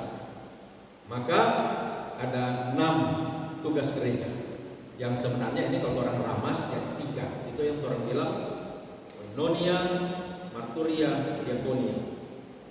Bersekutu, saksi, melayani. Kalau orang ramas, Kemarin Santan orang ramas KPU Sari jadi 3. Hari ini kita bikin 6. Melalui semua peran dan tugas gereja ini diharapkan gereja atau orang percaya yang oleh anugerah Allah telah menerima keselamatan, hidup kekal, bertumbuh dalam kebenaran, dan karena itu bertumbuh dalam hidup yang memuliakan Allah melalui hidup yang dijalani di bawah otoritas firman-Nya. Dan yang belum percaya menjadi percaya agar diselamatkan. Yang percaya bertumbuh dalam kebenaran, yang belum percaya menjadi percaya mau masuk dalam gereja.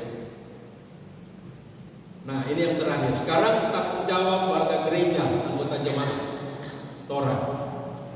1. Beribadah secara teratur, tidak malas-malas beribadah. Ini yang Tuhan mau. Ketika Tuhan memerintahkan Musa menghadap Firaun, Tuhan bilang, Musa bilang begini kepada Firaun, izinkanlah umat Israel pergi dari negerimu Mesir supaya mereka dapat beribadah kepada Allah mereka di padang gurun.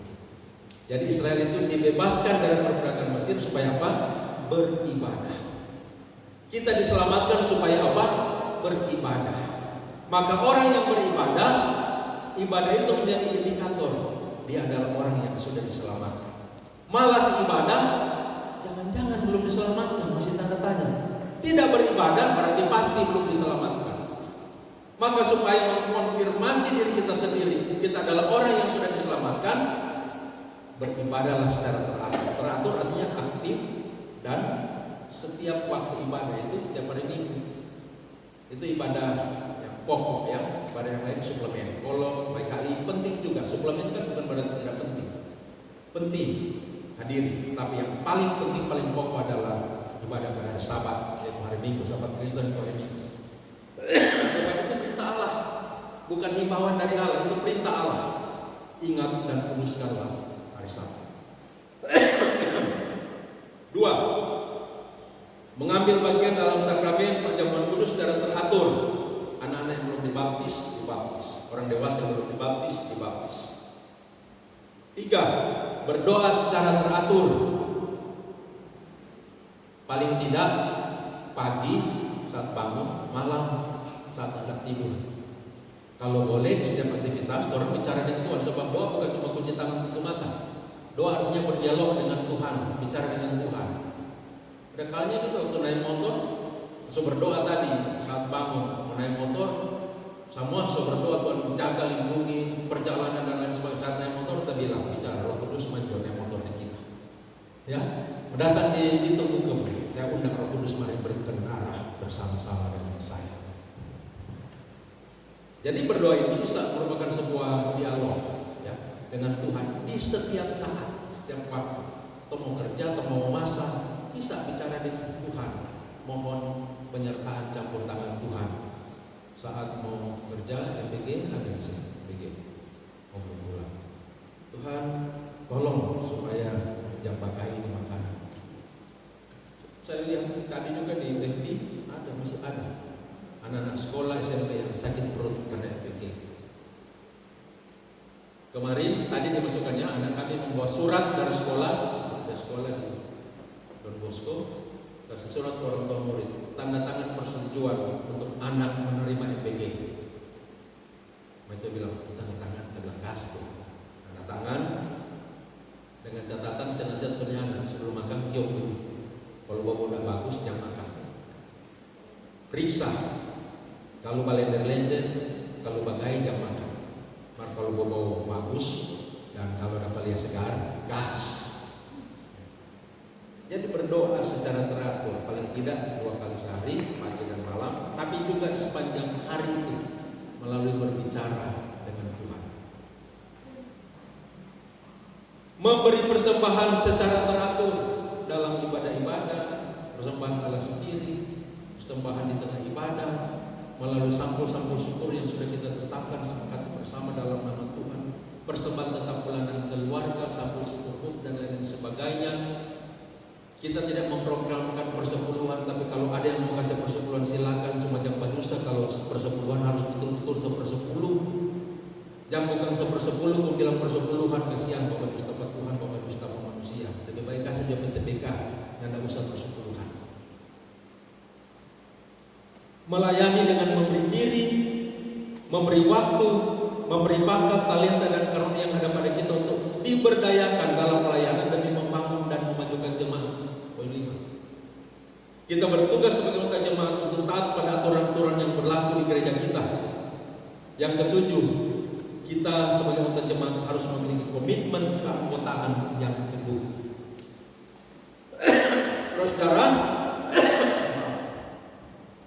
semua tanggung jawab pada poin 1 sampai 6 tadi hanya dapat diwujudkan dengan baik jika ada komitmen keanggotaan yang teguh, yang kuat. Tanpa ada komitmen tidak mungkin dapat mewujudkan 6 poin tugas tanggung jawab sebagai anggota jemaat tadi secara baik.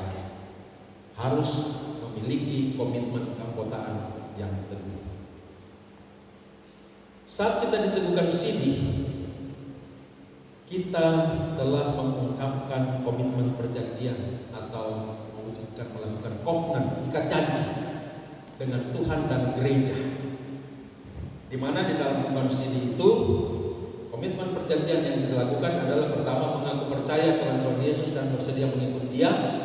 Yang kedua berjanji untuk setia mengikut Dia, melayani Dia untuk kemajuan jemaat, dan karena itu ketiga berjanji menjadi anggota gereja yang setia, anggota tubuh Kristus yang setia, yaitu gereja di mana dia terdaftar sebagai anggota.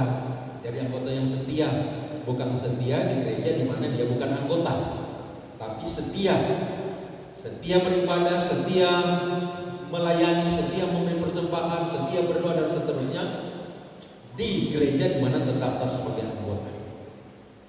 Maka komitmen perjanjian yang sudah kita bangun pada saat sini jemaat, diteguhkan sebagai sini jemaat, harus kita pelihara dengan teguh, dengan kuat, agar kita benar-benar menjadi anggota jemaat yang mewujudkan 6 tugas tanggung jawab tadi. Memang akan ada tantangan, tapi dengan komitmen yang teguh kita tidak akan mundur.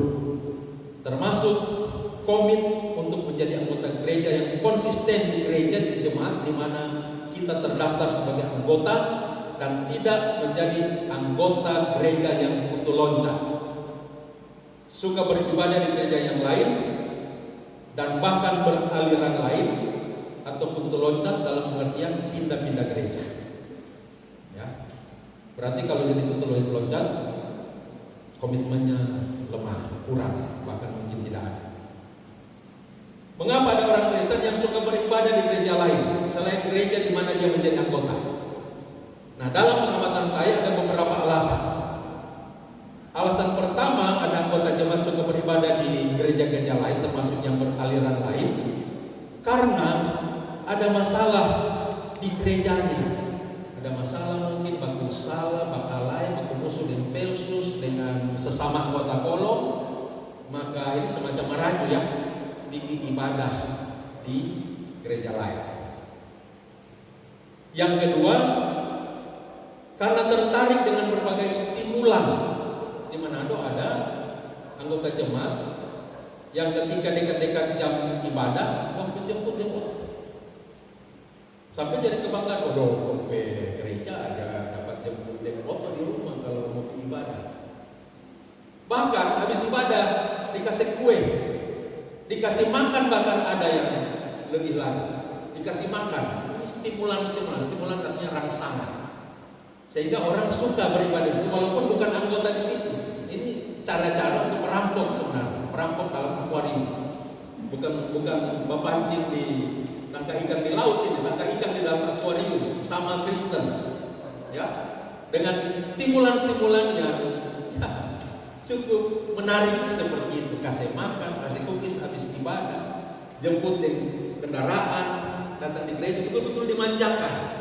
Gereja dekorasinya diatur seindah mungkin, ya, panggungnya diatur seindah mungkin, pakai lampu-lampu kalau ibadah di malam hari, ada lampu sorot sehingga tuh worship leader di muka jadi sama dengan artis.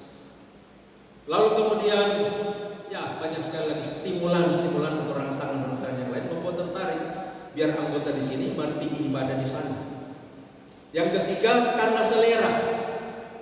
Kita suka kok yang ada di loncat-loncat. Kita suka kok yang ada di tepuk tangan. Kalau di sini ya kita ketua anggota di sini bukan kita mau apa nama rumah manganto dan kita suka yang ada di pakai tangan. Nah, jadi ini soal selera. Menjadi penyebab beribadah di jemaat yang lain. Yang keempat, karena faktor keluarga atau faktor pertemanan yang ada di gereja lain itu orang pertama dari kecil.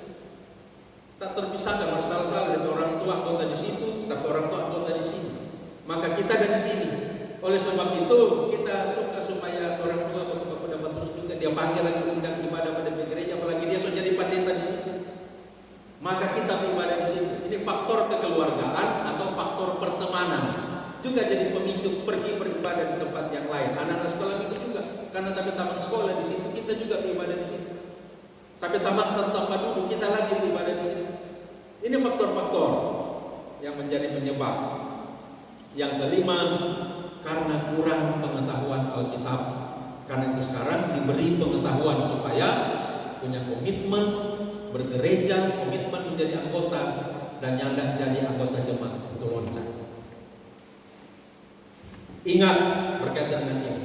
Satu, kalau kita anggota gereja A tapi suka beribadah di gereja lain, berarti kita anggota gereja yang tidak komit dengan keanggotaan kita.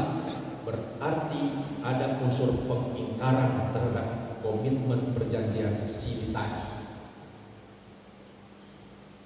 Dua, ingat, ibadah tidak boleh didasarkan pada hal-hal lahiriah seperti keinginan jasmani, makanan, cookies, makan banyak dan sebagainya, pada selera kita, tapi pada motivasi yang tulus menyembah Allah dan belajar firman.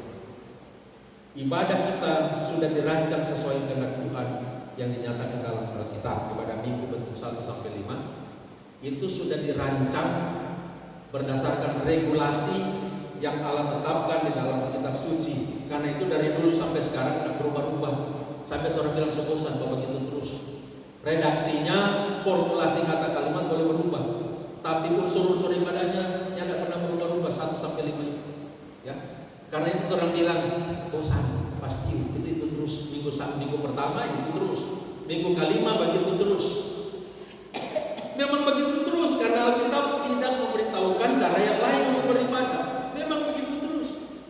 Jadi ibadah kita begitu-begitu, banyak orang bilang membosankan, dirancang berdasarkan regulasi ibadah yang Allah tetapkan dalam kitab suci. Jadi ibadah kita ibadah yang Alkitabiah Bapak Ibu. 3. Ingat, ibadah juga tidak boleh didasarkan pada ikatan kekeluargaan dan pertemanan, tapi pada ikatan kita dengan Tuhan. Kita sudah mengikatkan diri dengan Tuhan melalui gereja Masjid Jalil Minasa, Jemaat Bukit Kemuliaan. Maka milikilah komitmen yang teguh sebagai anggota Gemim Bukit Kemuliaan. 4. Tanaman yang dipindah-pindahkan tidak akan bertumbuh dengan subur, bahkan terancam mati. Begitu juga dengan orang percaya. Beribadah di tempat yang lain yang corak ajarannya berbeda dengan gereja kita bisa membuat iman kita tidak bertumbuh. 5. Kalau komitmen keanggotaan gereja kita lemah, maka kita pun akan kurang dalam pemberian diri untuk melayani demi pertumbuhan dan kemajuan jemaat. 6. Dalam konteks ini kita perlu mengingat peringatan firman bahwa orang yang penuh hati tidak akan tenang dalam hidupnya. 8. Sekarang yang ke-8. Mari yang ke-8 ini agak panjang, tapi mungkin cuma 10 menit. Sebagai anggota gereja, kita dipanggil untuk mencintai gereja, mencintai jemaat kita. Karena ada korelasi, ada hubungan antara komitmen keanggotaan yang kuat dengan mencintai gereja. Kalau orang cinta sama jemaat, pasti orang punya komitmen yang kuat terhadap orang jemaat ini. Maka kalau tidak cinta, pasti siap kesana kemari. Itu juga berdasarkan cinta. Ada alasan lain mengapa kita dipanggil untuk mencintai gereja. Satu-satunya entitas satunya satuan di dunia ini yang tidak bisa dikalahkan maut, tetapi justru mengalahkan maut, dan karena itu hidup kekal di sorga hanya gereja. Entitas lain, negara, entitas kerja, semua ciptaan ini memang ciptaan Tuhan, tapi semuanya sudah jatuh di bawah kuasa dosa, sudah hidup di bawah kuasa dosa, dan karena itu memanifestasikan kejahatan, memanifestasikan dosa. Tapi gereja adalah kumpulan orang yang sudah diperbaharui menjadi ciptaan baru, yang kudus, diselamatkan, alam maut tidak akan menguasainya. Karena itu satu-satunya entitas di dunia ini yang akan melewati maut dan mendapatkan hidup kekal hanya gereja, saudara-saudara. Maka saudara mau pilih mana? Mencintai yang akan lenyap, yang akan masuk dalam penghukuman kekal, atau mencintai yang akan hidup kekal, yaitu gereja. Cintailah gereja. 2. Hal berharga dalam dunia ini hanya ada dalam gereja. Apa hal berharga? Emas, intan, berlian, bukan. Hal yang berharga, yang paling berharga dalam dunia ini, satu, iman. Karena oleh iman kita dipersatukan dengan Kristus. Dengan dipersatukan dengan Kristus, maka kita mengalami penebusan dan penyelamatan darinya. Iman tidak akan kita terima dari Tuhan di entitas lain, cuma di gereja. Ya, nah, memang ada orang-orang yang sebelum percaya, ini kasus-kasus tertentu sama dengan siapa ya, Yusuf, Roni, sama dengan siapa lagi, banyak orang yang tadinya bukan agama Kristen, tahu-tahu dapat pencerahan dari Tuhan lalu jadi percaya. Ketika jadi percaya, masuk dalam gereja juga, saudara-saudara. Ya, iman hanya ada di dalam gereja, hanya berkembang di dalam gereja dan tidak di entitas lain. Selain dari iman apa? Firman. Firman hanya Tuhan berikan di dalam dan melalui gereja, kita sudah lihat tadi. Selain firman apa? Tuhan. Tuhan hanya menyatakan diri dan kehendaknya melalui gereja. Karena itu berharga sekali gereja ini, karena hal-hal yang paling berharga dalam dunia itu ada di dalam gereja. 3. Gereja adalah ibu yang memberi makan dan mendidik anak-anaknya. Saya teringat Agustinus pernah berkata begini, Allah akan menjadi bapa kita kalau gereja menjadi ibu kita. Lalu Calvin berkata begini, gereja adalah mama yang memberi makan, dalam hal ini makanan firman, makanan rohani, dan yang mengajar anak-anak, guru bagi anak-anak, yaitu mengajar firman. Maka cintailah gereja. 4. Gereja melindungi kita dari berbagai ajaran sesat dan doktrine palsu. Di luar gereja doktrine sesat, dalam gereja Tuhan dilindungi dari penyesatan. 5. Gereja adalah laboratorium praktikum firman Tuhan. Apa itu firman Tuhan? Kasih Allah, kasih sesama. Di mana Tuhan praktekkan? Di seluruh segmen kehidupan kita, di tempat kerja dan sebagainya. Tapi pertama dan terutama dalam gereja. Gereja menjadi laboratorium praktikum pengampunan. Karena itu mesti ada masalah terjadi dalam gereja, baku marah, baku sapu, baku veto. Supaya apa? Supaya tiap hari Minggu orang berdoa, ampunilah kami seperti kami mengampuni orang yang bersalah kepada kami. Kau kapan orang ampuni orang bersalah? Kalau ada masalah di antara orang, harus ada masalah supaya orang bisa mempraktekkan pengampunan. Jadi gereja merupakan laboratorium praktek pengampunan, laboratorium praktek kekudusan, laboratorium praktek firman Tuhan. Maka cintailah gereja. Orang yang mendapat latihan di mana untuk melakukan firman Tuhan selain daripada di gereja. Karena gereja yang ke-6 komunitas utama dan pertama kita. Waktu orang lahir, waktu anak kita lahir, pertama memang bawa di posyandu, pertama bawa dokter anak. Tapi kalau di 1 bulan, sudah 1 bulan, ada yang belum 1 bulan, maka berkaitan dengan keselamatan hidup kekal. Ini anak orang mau di mana? Bawa di gereja. Karena itu gereja adalah komunitas utama kita, komunitas pertama kita. Di dalam gereja lah kita mendapatkan teman, mendapatkan saudara, untuk berbagi cerita, untuk berbagi hidup, saling tolong menolong, untuk curhat. Walaupun tanda kutip Bapak Ibu, gereja dalam ajaran Yohanes Calvin ada gereja yang kelihatan, ada gereja yang tidak kelihatan. Gereja yang tidak kelihatan itu yang gereja yang sejati. Dalam dunia ini, dalam gereja yang kelihatan ini masih ada campur itu kandung dengan lalang, ya. Lain kali tolong kira ada cerita bagandung itu lalang, akhirnya Orang bermasalah rumah tangga sebagai orang lain. Karena lalang ini ada dengar pencurhatan. Karena itu jangan kalian dia pilih-pilih orang. Mau baca curhat akan dia itu betul-betul hidup kudus dalam Tuhan, orang percaya sejati atau lalang. Ya. Tapi paling tidak gereja itu bukan komunitas utama kita. Lahir, baptis di gereja. Dalam gereja kita didoakan. Bekerja dapat hasil, orang bawa syukur di mana? Di gereja. Ya. Ada keberhasilan, kesuksesan dan ucapan syukur yang diundang siapa?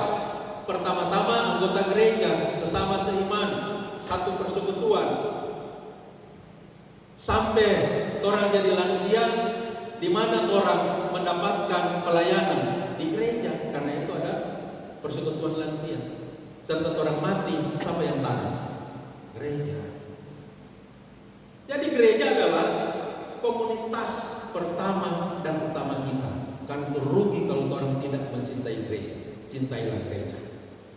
Terakhir, keluarga terdekat kita yang menjadi tempat kita berbagi kasih, saling tolong menolong dan saling membangun kehidupan adalah gereja. Maka cintailah gereja. Selesai. Silakan Bapak Ibu kalau ada pertanyaan. Saya bilang 50 menit. Mohon maaf, pada 50 kali 2 gitu.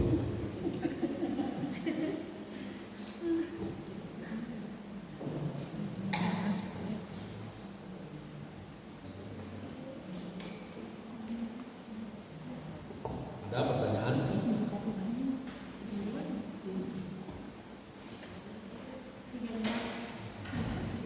Nanti di kamar.